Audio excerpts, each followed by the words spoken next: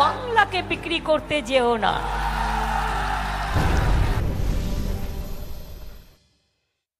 नमस्कार, मैं हूं नगमा और आप देख रहे हैं 5 की बात। बंगाल की बात सबसे पहले, जहां पर कांग्रेस ने नई पार्टी इंडियन सेक्युलर फ्रंट से गठबंधन कर लिया है और इस पर पूर्व केंद्रीय मंत्री और कांग्रेस के वरिष्ठ नेता आनंद शर्मा ने ही सवाल उठा दिए हैं। पश्चिम बंगाल में रविवार को वाम दलों और कांग्रेस की साझा रैली में विशेष आमंत्रित सदस्य जैसी हैसियत से इंडियन सेक्युलर फ्रंट भी शामिल हुई। बंगाल की इस नई पार्टी आईएसएफ के प्रमुख पीरजादा अब्बास सिद्दीकी हैं, जो राज्य की सबसे बड़ी मजार फुरफुरा शरीफ के प्रमुख हैं। इस गठबंधन को लेकर सवाल उठाने के बाद उठे विवाद पर आनंद शर्मा ने आज कहा कि उन्हें इस पर कोई स्पष्टीकरण नहीं देना है। देखिए, जो मैंने कहा है वो मेरी चिंता को व्यक्त करता है, क्योंकि शंकाएं हैं। कांग्रेस की एक अपनी विचारधारा रही है, इसीलिए मैंने ये कहा, क्योंकि कई विवादित भाषण और बयान मैंने देखे हैं। मैंने संगठन के हित में बात कही है, क्योंकि कांग्रेस एक राष्ट्रीय संगठन है, धर्मनिरपेक्ष और प्रगतिशील संगठन है, जिसकी समावेशी सोच है। उसको उसी परिप्रेक्ष्य में लिया जाना चाहिए। हो सकता है इस पर अलग मत हो, वो हर प्रजातांत्रिक संगठन के अंदर होता।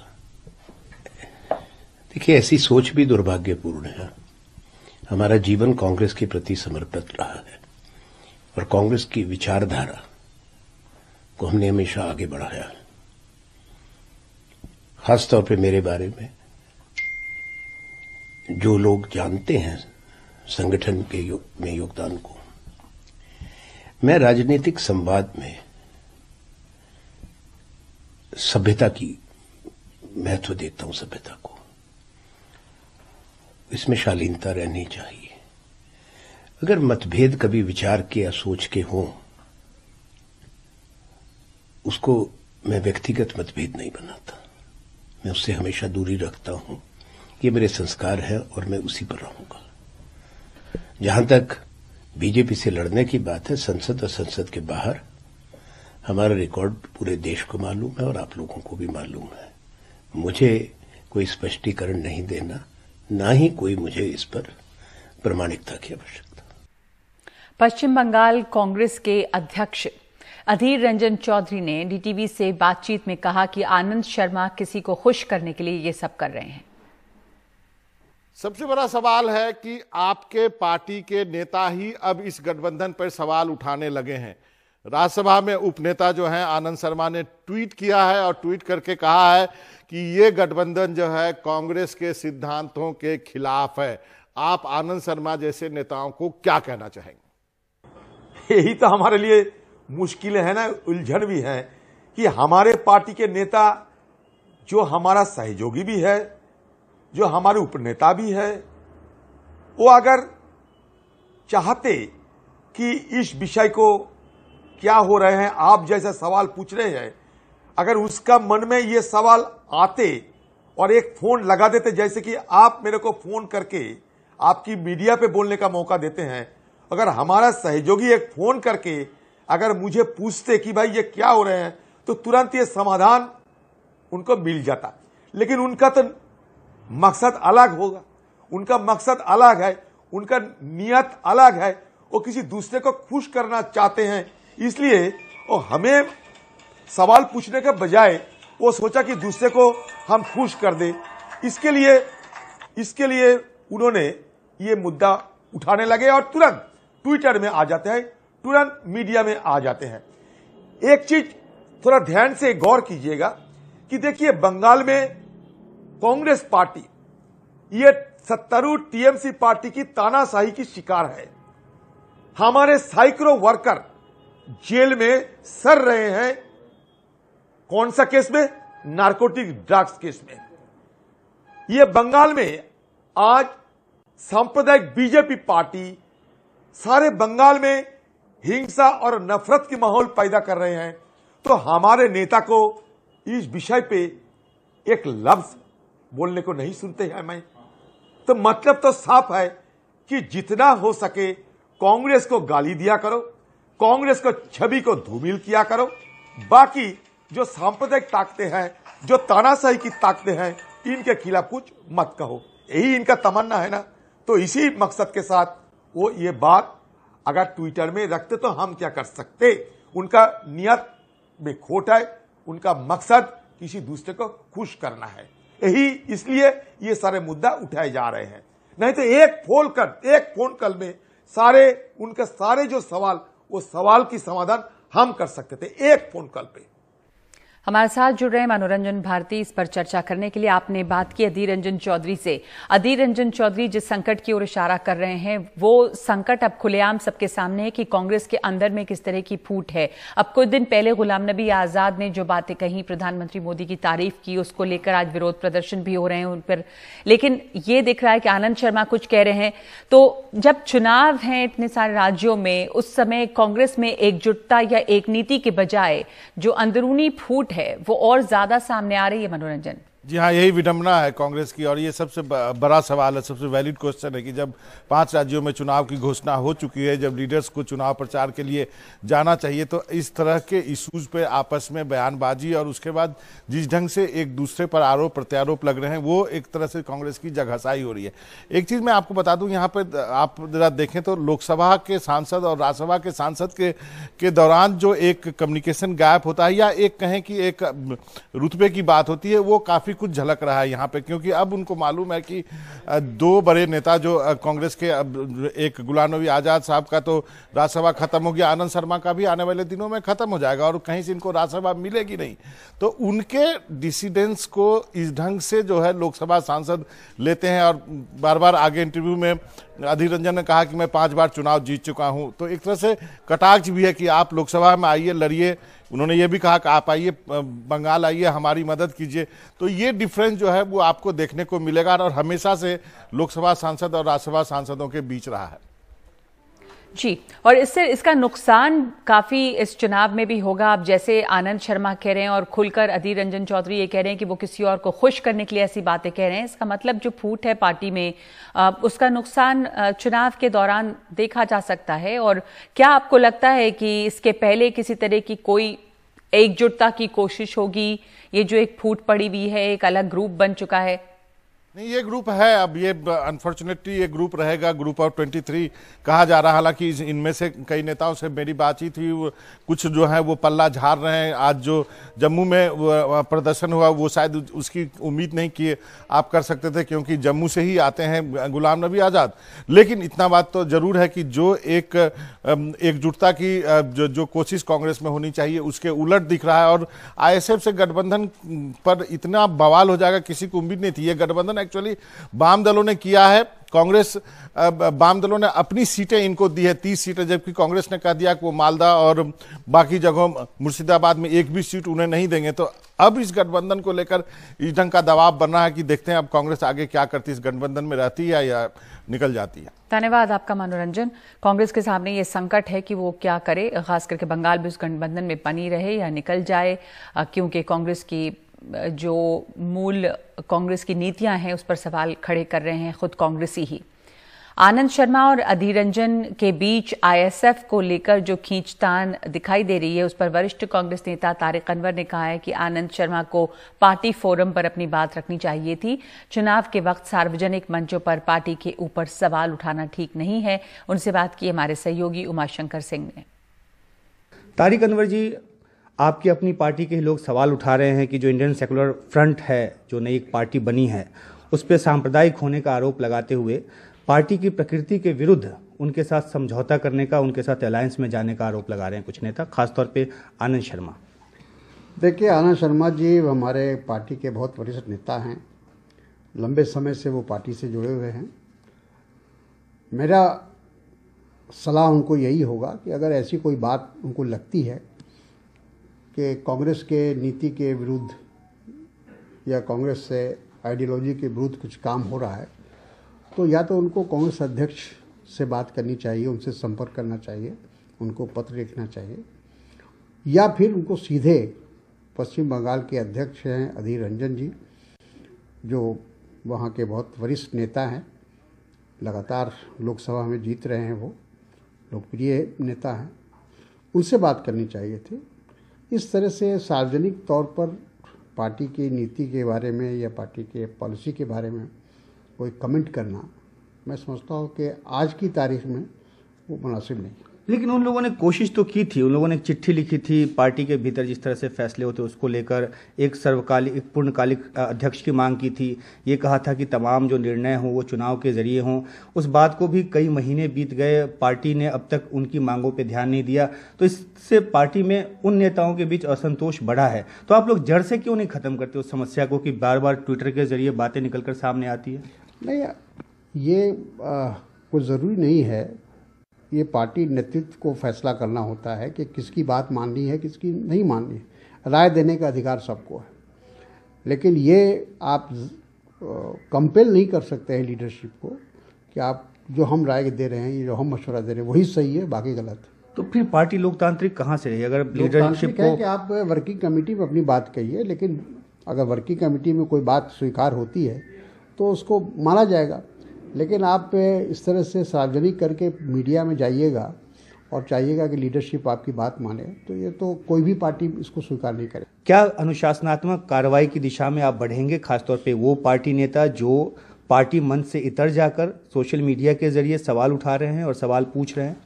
देखिए, अब ये फैसला तो नेतृत्व को करना है। अगर नेतृत्व महसूस करेगा कि पार्टी का नुकसान हो रहा है तो पार्टी को अपना नेतृत्व को फैसला तय करेगी। कांग्रेस नेता जितिन प्रसाद ने ट्वीट किया है कि गठबंधन का फैसला पार्टी और कार्यकर्ताओं के हितों को ध्यान में रखकर लिया जाता है। इस समय सबको चाहिए कि हाथ मिलाएं और चुनावी राज्यों में पार्टी की संभावनाओं को मजबूत करने की दिशा में काम करें। बीजेपी के राष्ट्रीय उपाध्यक्ष जय पांडा ने ट्वीट करके कांग्रेस पर निशाना साधा और लिखा, कांग्रेस के वरिष्ठ नेता बंगाल में कट्टरपंथी इस्लामी पार्टी के साथ गठबंधन की आलोचना कर रहे हैं, लेकिन उनके साथी नेता कह रहे हैं कि आलाकमान ने हरी झंडी दी है।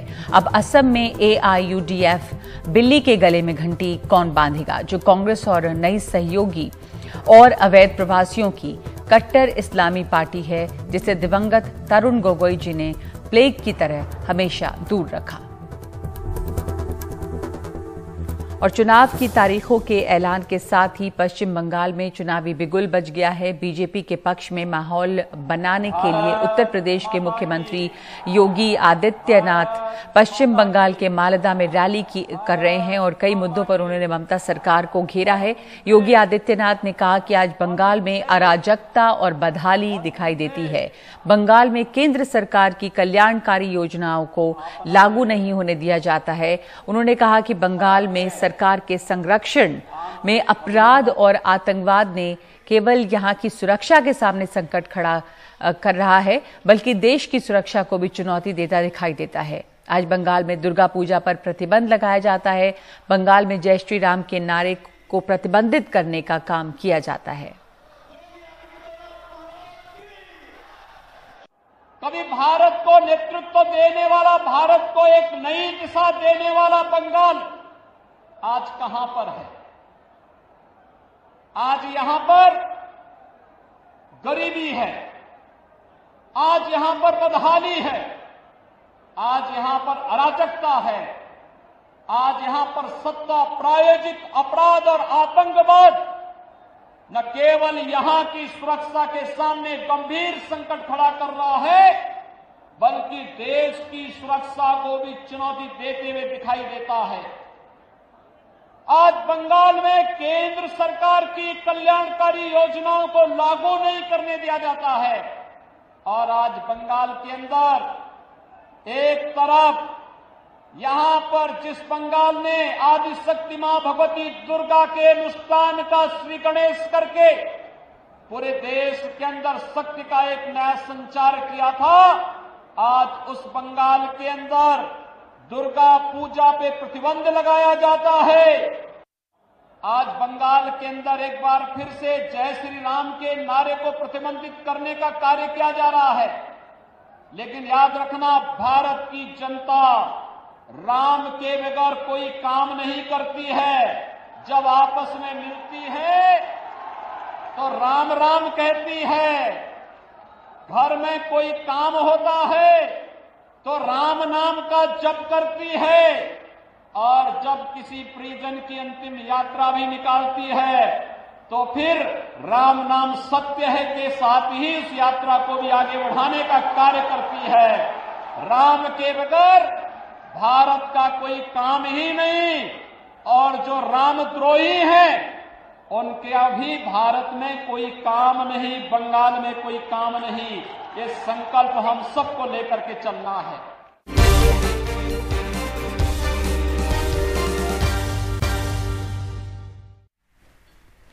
और कोरोना एक दफा फिर से फैलने लगा है कई राज्यों में। महाराष्ट्र के अलावा भी खबरें दूसरी जगहों से भी आ रही हैं। हरियाणा के करनाल के सैनिक स्कूल कंजपुरा में 54 छात्र कोरोना पॉजिटिव पाए गए हैं। करनाल में अब तक कोरोना के 78 मामले सामने आए हैं।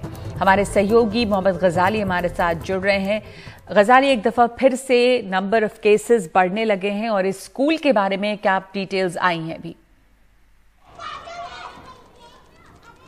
जी देखिए, जो ये कोरोना के केसेस बढ़ रहे हैं हरियाणा, पंजाब, हिमाचल, आज जो है 2 जगह से बड़ी जो केसेस की बढ़ोतरी है वो रिपोर्ट हुई है। अभी फिलहाल तो हरियाणा के करनाल जिले में जो सैनिक स्कूल है वहां पर करीब 350 लोगों के सैंपल्स लिए गए थे, जिसमें स्टूडेंट्स शामिल हैं, और 54 स्टूडेंट्स को पॉजिटिव पाया गया है। और इसी तरह अगर हिमाचल की बात करें तो हिमाचल के कांगड़ा जिला में जो मोनास्ट्री होती है जिसमें बौद्ध भिक्षु होते हैं, उसमें से एक मोनास्ट्री में करीब 156 लोग पॉजिटिव आए हैं। और अगर हिमाचल की खास करके बात करें तो वहां पर जब से कोरोना, 1 साल में कोरोना जब से फैला है तो वहां पर के जिला प्रशासन का कहना है कि जो मोनास्ट्री है वो उन लोगों में कोरोना की शिकायत कम थी या वहां नहीं फैला था, क्योंकि वो प्रिकॉशंस ले रहे थे। अब चाहे हरियाणा में करनाल के स्कूल की बात हो या पंजाब में स्कूलों में कई केसेज आए हैं पिछले 1 महीने में, और हिमाचल और करनाल का आज जो केस है, इन सबके बीच जितने भी ऑफिशियल सरकारी हैं जिनसे हमने बात की है, चाहे वो डॉक्टर्स हों, टीचर्स हों या जो पब्लिक सर्विस में, उन सबका यही कहना है कि कहीं ना कहीं पिछले 1 महीने में या न्यू ईयर के बाद से जो रिलैक्सेशन दी गई है, चाहे नाइट लाइफ हो या इवनिंग आवर्स में जो रिलैक्सेशन दिए गए हैं, और खुद लोगों की तरफ से जो थोड़ी कोताही हो रही है कि मास्क नहीं पहन रहे हैं या सैनिटाइजर का जो यूज है वो भी बहुत घटा है, तो उसको लेके अब तीनों ही राज्य सरकारें, चाहे हरियाणा की हो, पंजाब की हो या हिमाचल की हो, वो दोबारा से सख्ती बरतने के मोड में है। हरियाणा में तो खास करके चालान वगैरह जो मास्क ना पहनने पे चालान करने के सख्त आदेश भी दिए गए हैं। लेकिन इन सबके बीच सबसे जो एक कंसर्निंग इशू है कि स्कूलों में जो केसेस आ रहे हैं और इसके बावजूद हरियाणा और पंजाब ने स्कूल बंद नहीं किए हैं। जो अभिभावक हैं वो बोर्ड एग्जाम से पहले ऐसी रिपोर्ट जब भी आती है तो और घबराते हैं। जी, सबसे बड़ी त्रासदी यही है कि अब जब केसेस बढ़ने लगे थे तो 24 तारीख को ही आदेश आया था कि बल्कि जूनियर स्कूल जो हैं वो भी खोल दिए गए हैं, कक्षा 3 से और 5 तक के स्कूल्स भी खोले गए हैं। एक और जो खबर हरियाणा से आ रही है उस पर भी बात करना चाहेंगे आपसे गजाली, के राज्यपाल ने एक अहम बिल को मंजूरी दे दी है। इसके तहत निजी कंपनियों को भी 75% नौकरियों में प्रदेश के ही नौजवानों को रखना होगा। डिप्टी सीएम दुष्यंत चौटाला ने कहा कि ये नियम हर कंपनी, सोसाइटी और ट्रस्ट में लागू होगा, यह आरक्षण मिलेगा। गजाली, एक बहुत बड़ी खबर है, इसका काफी बड़ा असर देखा जाएगा व्यापक तौर पर अगर तमाम कंपनी, सोसाइटी, ट्रस्ट में आरक्षण मिलेगा और 75% नौजवानों को, प्रदेश के ही नौजवानों को नौकरी देना होगा। तो पहले दुष्यंत चौटाला की ने जो कहा है वो सुनते हैं और उसके बाद हम गजाली से बात करेंगे। बड़े खुशी का दिन है आज कि महामहिम गवर्नर ने हमारे प्रदेश की एक बहुत बड़ी मांग भी थी, और मैं मानता हूँ कि आज जब यहाँ यूनिवर्सिटी से चर्चा कर रहे थे, साथ ही साथ महामहिम ने 75% reservation bill for local employment Haryana के युवाओं के लिए आज अप्रूव किया है। इससे ज़्यादा खुशी का दिन हरियाणा के युवाओं के लिए नहीं हो सकता। हरियाणा में इस समय जो बेरोजगारी है वो किस स्तर पर है, और 75% अगर लोकल वहां के ही युवाओं को रोजगार मिलेगा तो इसका क्या असर देखा जाएगा? बहुत अहम ये फैसला है, पर इसका बहुत व्यापक असर होगा।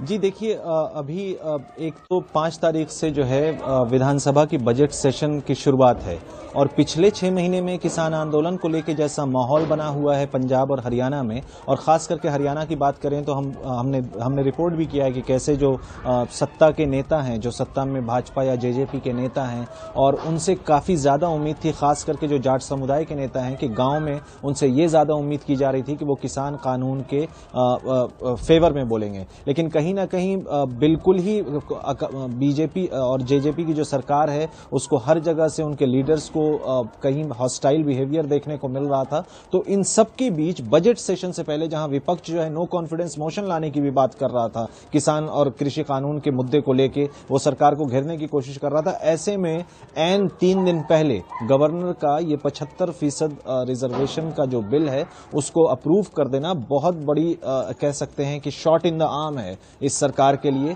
कि वो अब युवाओं को कम से कम इस बात से रिझा सकते हैं, या युवाओं के लिए एक बहुत बड़ा कदम है। और इसमें 75% जो एक कैप है, टेक्निकल डिटेल्स अगर बिल की देखें तो बिल में साफ साफ मेंशन किया गया है कि ये उन पोस्ट्स के लिए है जिनकी सैलरी 50,000 या उससे कम है। इसके अलावा एक डिस्क्रिशन जो है प्राइवेट कंपनीज को यह भी दी गई है कि आप किसी एक जिले से 10% या उससे ज्यादा आप रिक्रूट लोकल लोगों को कर सकते हैं, लोकल युवाओं को कर सकते हैं।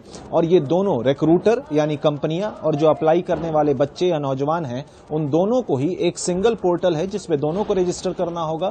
कंपनियों को भी अपनी रिक्रूटमेंट जो है उसी पोर्टल के थ्रू करनी है। इसके लिए क्या क्या और टेक्निकल डिटेल्स हैं, एक बार अप्रूवल अब राज्यपाल की तरफ से अप्रूवल मिल चुका है। आज मुख्यमंत्री ने भी प्रेस कॉन्फ्रेंस में ये सूचना दी, और फरीदाबाद में ये आप डिप्टी सीएम दुष्यंत चौटाला को सुन रहे थे। तो कहीं ना कहीं कृषि कानून के बीच जहां भाजपा जजपा की हरियाणा की सरकार जो है घिरती दिख रही थी, इस बिल से कहीं ना कहीं एक राहत की सांस मिलेगी। असेंबली में एक स्ट्रांग आप कह सकते हैं कि सरकार इस बिल को जरूर इस पे चर्चा करेगी या इसके बारे में जरूर बात करके अपना बचाव करेगी। जी शुक्रिया आपका गजाली इस पूरी बात को समझाने के लिए। ये बहुत अहम है कि सिर्फ ये जो कैपिंग है, जो नौकरी की बात की गई है, वो 50,000 तक की जो सैलरी है वहां पर इस आरक्षण की बात की गई है, और इसके तमाम विस्तार सामने आएंगे कि किस तरह लागू होगा। लेकिन हाँ, सरकार ने इस फैसले के साथ ही एक बहुत बड़ी राहत जो हरियाणा के युवा हैं उनको दी है, और देखना होगा कि किस तरह का असर पड़ता है इसका सरकार के इस फैसले का खुद सरकार के ऊपर। तो इस वक्त हम एक ब्रेक ले रहे हैं 5 की बात में।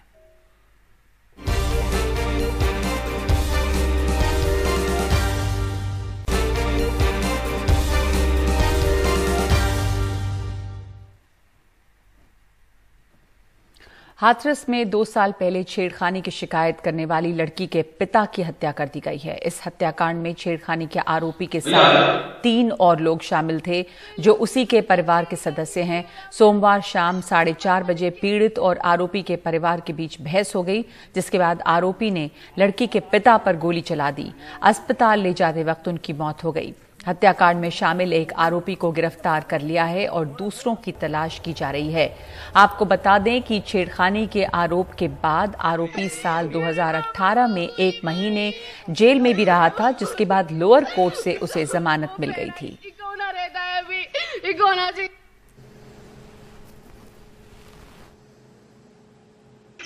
प्लीज मुझे इंसाफ दे दो। गांव के लोग थे? पहले उसने मेरे साथ छेड़खानी किया, मेरे पापा ने केस कर दिया और उसने छेड़ के मेरे पापा को गोली मारी। 6-7 लोग थे, मेरे पापा को यहाँ गोली मार दी। ये आलू खोदते में हुई है। क्या हुई है? ये बाहर से लोग आए, हम तो जानते नहीं है जी, तो आए और सीधे गोली मार के नैया डेल तेज गए, और लेबर के ऊपर भी है गोली चलाई है उन्होंने। कितने लोग थे जिन्होंने गोली चलाई? ये 5 थे, यहाँ पे 10-12 गोली चलाई है उन्होंने। तो खत्म हो गए? हाँ, वो तो खत्म हो गए।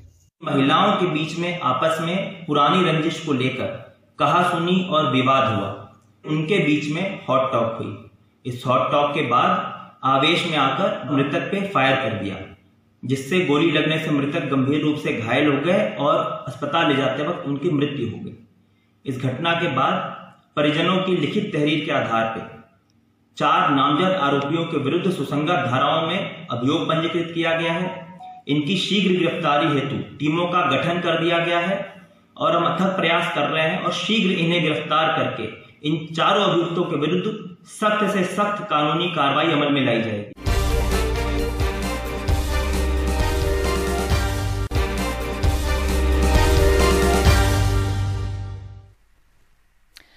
देश में कोरोना टीकाकरण अभियान के दूसरे दौर का आज दूसरा दिन है। दूसरे चरण में पहले दिन 4,27,000 लोगों को टीका लगाया गया। जहां तक वैक्सीनेशन के लिए रजिस्ट्रेशन करवाने का मामला है तो पहले 29 लाख से ज्यादा लोगों ने रजिस्ट्रेशन करवाया, जिसमें से 24.5 लाख लोगों ने कोविन ऐप पर रजिस्ट्रेशन करवाया। पहले दिन प्रधानमंत्री मोदी, अमित शाह, शरद पवार, नीतीश कुमार, नवीन पटनायक समेत कई बड़े नेताओं ने टीका लगवाया। आज केंद्रीय स्वास्थ्य मंत्री डॉक्टर हर्षवर्धन ने अपनी पत्नी के साथ वैक्सीनेशन करवाया। इन्होंने Delhi heart and lung institute में टीका लगवाया। इसके अलावा केंद्रीय मंत्री किशन रेड्डी, मुख्तार अब्बास नकवी, रविशंकर प्रसाद, महेंद्र नाथ पांडे और कांग्रेस नेता अजय माकन ने भी टीका लगवाया है।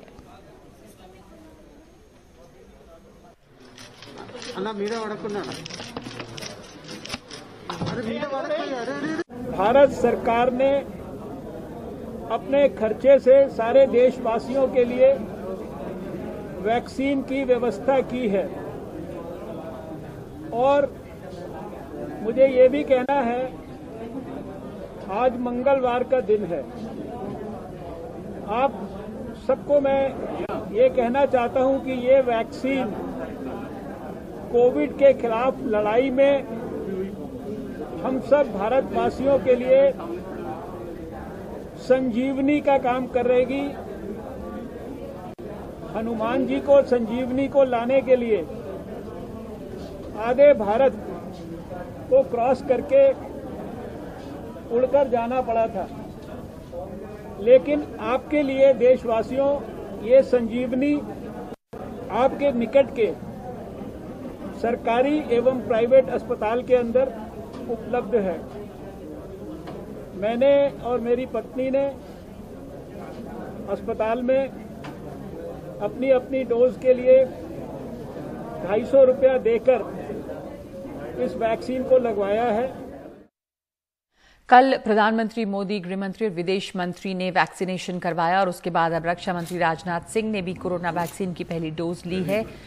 रक्षा मंत्री को आर्मी के आरआर हॉस्पिटल में ये वैक्सीन दी गई। राजनाथ सिंह ने ट्विटर पर वैक्सीनेशन का वीडियो जारी कर लिखा कि इसे लगवाने में कोई दिक्कत नहीं हुई और ये पूरी तरह से सुरक्षित है।